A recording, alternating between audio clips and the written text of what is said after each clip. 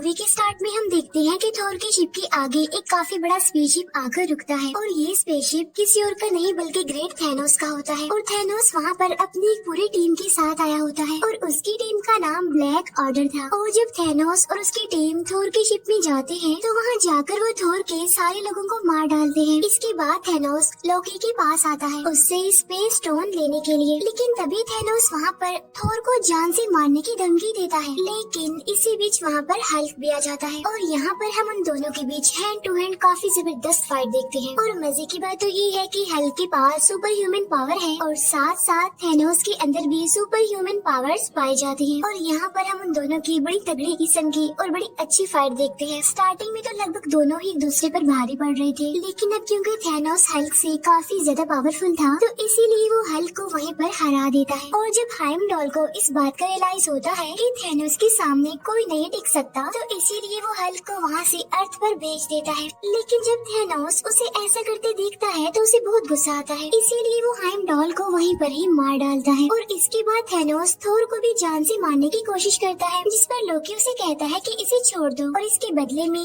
मैं तुम्हें space stone देने के लिए तैयार हूँ। और फिर लोकी थैनोस को वो स्पेस स्टोन दे ही देता है, लेकिन थैनोस तो यहाँ पर भी चीटिंग करता है और वो लोकी को जान से मार डालता है। अब इस बात की वजह से थोर को काफी गुस्सा भी आता है और उसे काफी बुरा भी लगता है, लेकिन अब क्योंकि उसके हाथ पैर बांधे गए थे इसीलिए वो तो कुछ भी नहीं कर सकता था। इसके बाद थैनोस अपने थर्ड स्टोन को हासिल करने के लिए उस शिप से चला जाता है, लेकिन जाते जाते वो इस शिप को काफी बुरे तरीके से एक्सप्लोड कर देता है। अब क्योंकि पूरे स्पेस में ही वो शिप डिस्ट्रॉय हो चुका था इसीलिए थोर भी वही स्पेस में फ्लाई कर रहा होता है। लेकिन ठीक उसी टाइम पर वहाँ गार्डियंस ऑफ द गैलेक्सी की टीम पहुँच जाती है और जब वो थोर को उस स्पेस में उड़ता हुआ देखते हैं तो वो उसे अपने शिप में ले आते हैं। वहाँ पर मैंटिस होती है जिसके पास किसी का भी माइंड पढ़ने की एबिलिटी होती है और जब वो थोर के सर पर अपना हाथ रखती है तो उससे पता चलता है कि ये काफी दुखी है, काफी पेन में है क्योंकि इसने बहुत सारे लोगों को खो दिया है। इसलिए इतनी ही देर में थोर की भी आँख खुल जाती है और यहाँ पर वो गार्डियंस ऑफ द गैलेक्सी को रिवील करता है कि थैनोस आ चुका है और अब वो इन्फिनिटी स्टोन्स के पीछे पड़ा हुआ है, जिसकी मदद से वो इस पूरी दुनिया को आधा आधा बांट सकता है। यहाँ पर थोर पीटर क्विल को अपनी हेल्प करने के लिए कहता है और वो कहता है कि अगर थैनोस के हाथों में सारे स्टोन्स लग गए तो वो पूरी ही दुनिया को डिस्ट्रॉय कर देगा, सब कुछ खत्म कर देगा। तो इसीलिए वो यहाँ पर अपनी दो टीम्स बना लेते हैं। एक टीम में तो थॉर, रॉकेट और ग्रूट होते हैं, मीनवाइल दूसरी टीम में पीटर क्विल, गमोरा, नेबुला और ड्रैग्स हो जाते हैं। अब यहाँ पर थॉर पीटर क्विल को कहता है कि जब तक मेरे पास मेरा हथियार यानी मेरा हैमर नहीं होगा तब तक मैं थैनोस का कुछ नहीं बिगाड़ सकता। तो इसीलिए उसे अपना हैमर लेने के लिए निडाविलेयर जाना पड़ता है। दूसरी तरफ पीटर क्विल, गमोरा और नेबुला नोवेयर में पहुँच जाते हैं और ये वो जगह थी जहाँ पर दी कलेक्टर रहता था, क्योंकि कलेक्टर के पास ही थर्ड स्टोन यानी दी रियलिटी स्टोन था। इसके बाद हम देखते हैं कि हल्क को हाइमडॉल ने अर्थ पर भेज दिया था और जब वो अर्थ पर आता है तो वो न्यूयॉर्क सेंटर में आकर गिरता है, उस जगह पर जहाँ पर डॉक्टर स्ट्रेंज और वोंग थे। और जब हल्क उन दोनों को दिखता है तो बताता है कि थैनोस आ गया है और अब हमें कोई नहीं बचा सकता। तब उसे इतना घबराया हुआ देखकर डॉक्टर स्ट्रेंज भी घबरा जाते हैं। इसके बाद डॉक्टर स्ट्रेंज ब्रूस बैनर यानी हल्क के साथ टोनी स्टार्क यानी आयरन मैन से हेल्प मांगने जाता है। वहाँ पहुँचकर ये दोनों टोनी स्टार्क को बताते हैं कि थैनोस आ गया है और वो इन्फिनिटी स्टोन्स के पीछे पड़ गया है, जिसकी वजह से पूरे यूनिवर्स और अर्थ को खतरा है और अगर उसने ये सारे स्टोन्स हासिल कर लिए तो हमारा ये अर्थ खतरे में पड़ सकता है। अब यहाँ पर मैं आपको इन स्टोन्स के बारे में थोड़ी सी डिटेल्स बता देती हूँ। पहले नंबर पर आता है पावर स्टोन। इसके अंदर ये पावर होती है कि ये किसी भी इंसान की पावर को कम भी कर सकता है और ज्यादा भी कर सकता है। सेकंड नंबर पर आता है स्पेस स्टोन। इसके अंदर ये पावर होती है कि ये किसी भी चीज को एक जगह से दूसरी जगह ट्रांसफर कर सकता है इजीली, जैसे कि स्पेस में ऐसा होता रहता है। थर्ड नंबर पर है दी रियलिटी स्टोन। अब इस स्टोन के अंदर ये पावर होती है कि किसी भी रियलिटी को बदल सकता है। इट्स मीन आप क्लाइमेट को अपनी मर्जी के मुताबिक चेंज कर सकते हैं।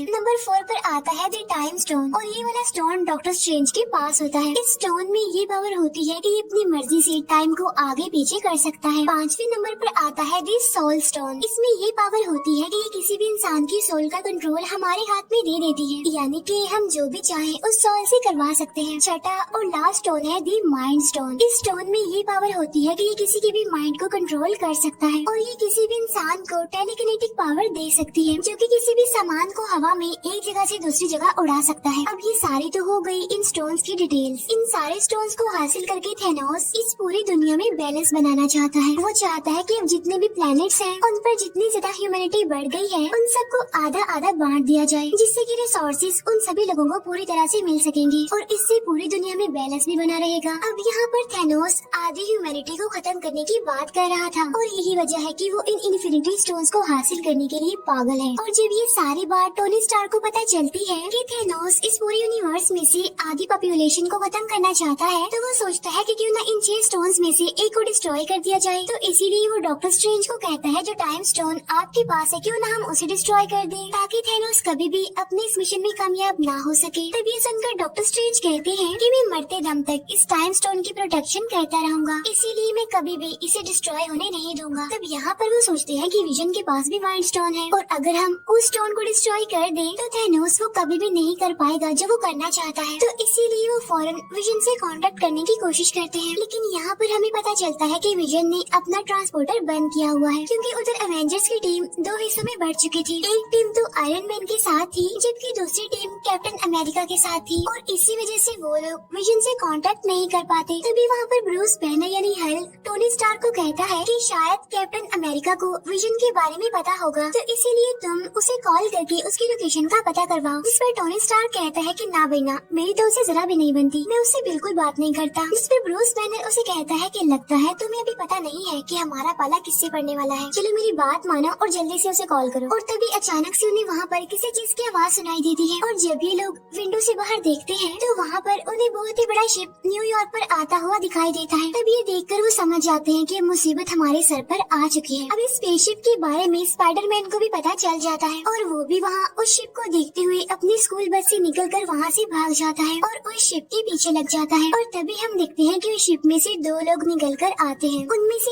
एक का नाम होता है इबोनी और एक का नाम होता है ऑब्सीडियन। इबोनी के पास टेलीकिनेटिक पावर्स होती हैं, जो कि किसी भी चीज को बगैर टच किए एक जगह से दूसरी जगह उठा सकती है और फेंक सकती है। और जो ऑब्सीडियन होता है उसके अंदर बहुत सारे सुपर ह्यूमन पावर्स होती हैं। अब क्योंकि उन्होंने टाइम स्टोन को प्रोटेक्ट करना था तो इसीलिए उन लोगों के बीच यहाँ पर फाइट होती है। अब यहाँ पर बहुत इंटरेस्टिंग सीन हम देख पाते हैं जब टोनी स्टार्क अपना आयरन मैन मार्क 50 प्रेस करते ही पूरी तरह नैनो पार्टिकल्स के सूट में कन्वर्ट होते हुए दिखाया जाता है और वो एक ही बार में इबोनी की तरफ से किए गए वार को रोक लेता है। अब यहाँ पर भी लोगों के बहुत अच्छे अच्छे फाइट के सीन्स हमें देखने को मिलते हैं। अब क्योंकि इबोनी पावरफुल था, उसके पास टेलीकिनेटिक पावर्स थी, इसीलिए वो अपने काम को करने में कामयाब होता रहता है। इसके बाद वो टाइम स्टोन निकालने के लिए डॉक्टर स्ट्रेंज के पास पहुँच जाता है। अब क्योंकि टाइम स्टोन को डॉक्टर स्ट्रेंज के अलावा और कोई भी नहीं निकाल सकता था उनमें से, तो इसीलिए वो डॉक्टर स्ट्रेंज को अपने साथ अपने स्पेसशिप में ले जाता है वहाँ से। लेकिन वो ये नहीं जानता था कि उसके शिप में टोनी स्टार्क और स्पाइडरमैन भी एंटर हो गए हैं। इसके बाद हमें विजन दिखाया जाता है। अब क्योंकि थैनोस की टीम इन्हें ब्लैक ऑर्डर के पास उन सभी इन्फिनिटी स्टोन्स की एनर्जी के फ्लो को रेड करने की पावर होती है, तो इसीलिए पहले तो वो डॉक्टर स्ट्रेंज के पास जाते हैं टाइम स्टोन लेने के लिए और साथ ही विजन के पास ही माइंड स्टोन निकालने के लिए प्रॉक्सिमा मिडनाइट और कॉर्वस ब्लेड जाते हैं। अब यहाँ पर हमें दिखाया जाता है कि मैक्सिमा मिडनाइट और कॉर्वस ब्लेड उन दोनों यानी विजन और वांडा से काफी ज्यादा पावरफुल होते हैं। अब यहाँ पर कॉर्वस ब्लेड के पास एक ऐसा ब्लेड होता है जो किसी भी इंसान की बॉडी में घुस सकता है और उसे काफी इंजर्ड कर सकता है, तो उसी ब्लेड का इस्तेमाल करते हुए वो विजन को इंजर्ड कर देता है, जिसकी वजह से वांडा इस फाइट में अब अकेली रह जाती है।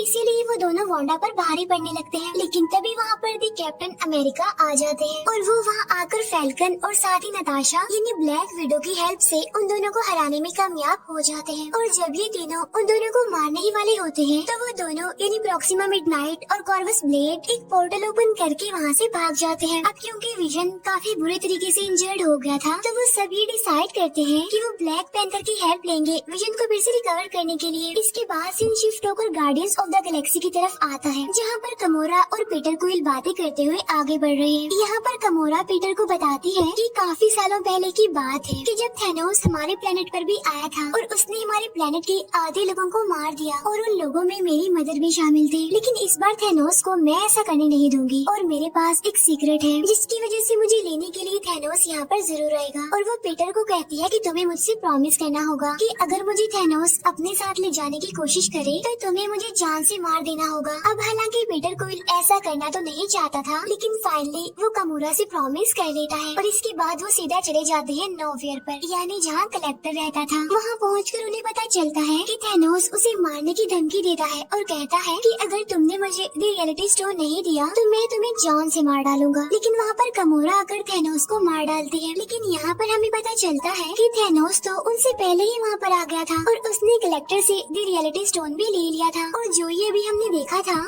वो असल में थैनोस ने एक एक्स्ट्रा एंटिटी क्रिएट की थी सिर्फ कमोरा को अपने ट्रैप में फंसाने के लिए। जब पीटर क्विल को ये बात पता चलती है कि थैनोस कमोरा को अपने साथ ले जाने वाला है तो वो कमोरा को अपनी गन से शूट करने की कोशिश करता है, लेकिन थैनोस उसकी गन में से बुलेट्स की बजाय बबल्स बना देता है। इसके बाद वो कमोरा को वहाँ से लेकर निकल जाता है। इसके बाद हमें उसी बड़ी सी स्पेसशिप का सीन दिखाया जाता है, यानी जो न्यूयॉर्क में आई थी, जहाँ पर इबोनी डॉक्टर स्ट्रेंज के साथ होता है। लेकिन अब क्योंकि उस स्पेसशिप में हमारे आयरन मैन और स्पाइडरमैन भी होते हैं तो इसीलिए वो कुछ मुश्किलात का सामना करने के बाद डॉक्टर स्ट्रेंज को बचा ही लेते हैं। साथ साथ वो इबोनी को स्पेस में मरने के लिए छोड़ देते हैं। अब यहाँ पर उन लोगों के बीच डिस्कशन होने लगती है। अब यहाँ पर टोनी स्टार्क डॉक्टर स्ट्रेंज को कहते हैं कि मैं थैनोस को इस टाइम स्टोन के लिए अर्थ पर लाकर बहुत सारे लोगों को मरने नहीं दे सकता, और अगर वो ये टाइम स्टोन लेना चाहता है तो उससे लड़ने के लिए हमें उसे कहीं और बुलाना पड़ेगा। अब क्योंकि थैनोस टाइटन प्लेनेट से आया था तो इसीलिए वो लोग टाइटन प्लेनेट पर जाकर थैनोस से लड़ने का डिसाइड करते हैं। इसके बाद हमें थैनोस और कमोरा दिखाए जाते हैं जो कि दोनों वॉरमेर में होते हैं, जहाँ पर उनकी मुलाकात होती है रेड स्कल से। यहाँ पर हमें रेड स्कल सोल स्टोन का गेट कीपर दिखाया गया है। यहाँ पर थैनोस रेड स्कल से पूछता है कि सोल स्टोन को कैसे हासिल किया जाता है। तब रेड स्कल थैनोस को बताता है कि सोल स्टोन सारे स्टोन्स में से सबसे ज्यादा पावरफुल है, लेकिन इस स्टोन को हासिल करने के लिए हमें किसी को सैक्रिफाइस करना पड़ता है। क्योंकि वो एक सोल स्टोन है इसीलिए सोल के बदले सोल, यानी सोल स्टोन को हासिल करने के लिए एक जान की कुर्बानी। और यहाँ पर थैनोस अपनी बेटी कमोरा को सैक्रिफाइस कर देता है और यहाँ पर अब उसके पास चौथा स्टोन यानी सोल स्टोन भी आ जाता है। इसके बाद हमें थोर, ग्रूट और रॉकेट दिखाए जाते हैं जो कि एक ऐसे एरिया में पहुँचते हैं जहाँ पर छोटे लोग यानी बोने रहते हैं, क्योंकि बोने ही तो सबसे अच्छे वेपन्स बना सकते हैं। यहाँ पर हम ये जान पाते हैं कि जब उन बोनों ने थोर का वेपन यानी हथौड़ा बनाया था तो थैनोस ने उस जगह की सारी भट्टियों को भी डिस्ट्रॉय कर दिया था और साथ साथ उन सभी बोनों में से सिर्फ एक को ही वहीं पर जिंदा छोड़ दिया था। और जब थोर को ये बात पता चलती है तो वो उनमें से एक बोने को उसकी हेल्प करने के लिए कहता है, जिस पर वो बोना कहता है कि सॉरी मैं तुम्हारी हेल्प नहीं कर सकता, क्योंकि अगर मैंने ऐसा किया और थैनोस को पता चल गया तो वो मुझे और इस पूरे प्लेनेट को डिस्ट्रॉय कर देगा। लेकिन जब थोर उसे ये कहता है कि अगर मुझे मेरा हैमर मिल गया तो मैं थैनोस को जरूर हरा दूंगा, तब ये बात सुनकर फाइनली वो बोना थोर की हेल्प करने के लिए एग्री हो जाता है। इसीलिए अब वो एक नए वेपन को बनाने के लिए तैयारी करने लगते हैं। लेकिन यहाँ पर उन्हें पता चलता है कि हैमर बनाने के लिए जो मेटल उनको चाहिए उस मेटल को पिघलाने के लिए जिस एनर्जी की जरूरत है वो सिर्फ सूरज से मिलेगी। लेकिन सूरज की पावर इतनी ज्यादा तेज है कि अगर उसे डायरेक्ट उस मेटल पर लगाया जाए तो वो पूरा का पूरा मेटल ही डिस्ट्रॉय हो जाएगा, और इसीलिए बीच में एक फिल्टर लगाना बहुत ही जरूरी है। लेकिन जब वो उस फिल्टर को यूज कर रही होती है तो वो एकदम से बीच में से टूट जाता है। लेकिन यहाँ पर थोर उस बोने को कहता है कि अब इसके बीच का फिल्टर मैं बनूंगा और तुम बस अपना काम जारी रखो। और ये काफी अच्छा सीन होता है कि जब थोर उस एनर्जी सोर्स के बीच एज अ फिल्टर खड़ा हुआ था सिर्फ और सिर्फ अपने उस वेपन यानी हथौड़े को हासिल करने के लिए, और फाइनली वो अपने उस वेपन को हासिल कर ही लेता है। लेकिन जब वो वेपन तैयार होता है तो पता चलता है कि उसमें लगाने के लिए हैंडल तो है ही नहीं। लेकिन तभी वहाँ ग्रूट आता है और वो अपना एक हाथ हैमर के अंदर फिट कर देता है और तब जाकर फाइनली एक जबरदस्त हथियार तैयार हो जाता है। और ये वाला वेपन थोर के पिछले वेपन से काफी ज्यादा पावरफुल और अपडेटेड था। इसके बाद सीन शिफ्ट होकर टोनी स्टार्क, स्पाइडरमैन और डॉक्टर स्ट्रेंज पर जाता है, जो कि तीनों अब टाइटन प्लेनेट पर आ चुके हैं। अब क्योंकि यहाँ पर नेबियोला ने मैंटिस को मैसेज किया होता है कि हमें टाइटन प्लेनेट पर तुम्हारी जरूरत है, तो इसीलिए पीटर क्विल, मैंटिस और ड्रैक्स वहाँ पर पहुँच जाते हैं। अब यहाँ पर हमें पता चलता है कि डॉक्टर स्ट्रेंज थैनोस के आने से पहले फ्यूचर को देखने लगता है और वो देखता है कि कितनी पॉसिबिलिटीज हैं कि हम थैनोस से जीत सकते हैं, जिनमें वो दिखता है कि सिर्फ एक पॉसिबिलिटी है जिसमें कि वो थैनोस से जीत सकते हैं। और ठीक उसी टाइम पर हम वहाँ पर थैनोस को देखते हैं जो कि टाइटन प्लेनेट पर डॉक्टर स्ट्रेंज से टाइम स्टोन को लेने के लिए पहुँच चुका था। इसके बाद हमें captain America, vision, Bruce banner और वोंग दिखाए जाते हैं जो कि विजन के साथ वकांडा पहुँच जाते हैं, जिन्हें लीड करने वाला कोई यूँ नहीं बल्कि ब्लैक पैंथर था। यहाँ पर हमें पता चलता है कि वो सब माइंड स्टोन को डिस्ट्रॉय करने के लिए यहाँ पर आए हैं। और तभी वहाँ पर शोरी जो कि ब्लैक पैंथर की सिस्टर होती है वो उन सबसे कहती है कि हाँ, मैं माइंड स्टोन को विजन से अलग तो कर सकती हूँ, लेकिन मुझे ऐसा करने के लिए टाइम चाहिए। तब वो लोग कहते हैं कि ठीक है, हम यहाँ पर आने वाली बाकी ब्लैक ऑर्डर टीम से मुकाबला करेंगे, तब तक तुम विजन से माइंड स्टोन को निकालने की कोशिश करो। और तभी हम जान पाते हैं कि थैनोस की पूरी ब्लैक ऑर्डर टीम विजन से उस माइंड स्टोन को हासिल करने के लिए वहाँ पर पहुँच जाती है, जिन्हें लीड कर रहे थे प्रॉक्सिमा मिडनाइट, कॉर्वस ब्लेड और ऑब्सीडियन। वहाँ उन तीनों की प्रेजेंस को देखते हुए उन सभी अवेंजर्स को ये लग रहा था कि उनका पलड़ा भारी है, लेकिन वहाँ पर ब्लैक पैंथर एक बहुत ही बड़ा डोम बना देता है, जिसकी मदद से उन सभी के ऊपर एक प्रोटेक्शन का जैसे एक सर्कल बन जाता है। लेकिन जब उन्हें ये पता चलता है कि ब्लैक ऑर्डर की टीम की तादाद काफी ज्यादा है और वो किसी भी टाइम पीछे के दरवाजे से आकर विजन पर हमला कर सकते हैं, तब फाइनली वो डिसाइड करते हैं कि हम सामने के दरवाजे को थोड़ा सा खोल देंगे, जिसमें से उस पूरी की पूरी ब्लैक ऑर्डर टीम हमारे सामने आएगी। इस तरह से हम उन्हें लड़ाई करने में बिजी रखेंगे और तब तक शूरी विजन से उस माइंड स्टोन को निकाल देगी। इसके बाद सामने का वो दरवाजा खोल दिया जाता है, जहाँ पर पूरी की पूरी ब्लैक ऑर्डर टीम उन सभी अवेंजर्स से लड़ने लगती है। यहाँ पर हम ये जान पाते हैं कि हल्क अपने असली रूप में आना ही नहीं चाहता, क्योंकि ब्रूस बैनर हल्क वाले रूप में तभी आता था जब उसे किसी से लड़ाई करनी पड़ती थी, वरना मोस्टली वो ब्रूस बैनर के रूप में ही रहता है। इसके अलावा ये भी कहा जाता है कि अब वो थैनोस से बहुत ज्यादा डरने लग गया था, और ये वजह भी थी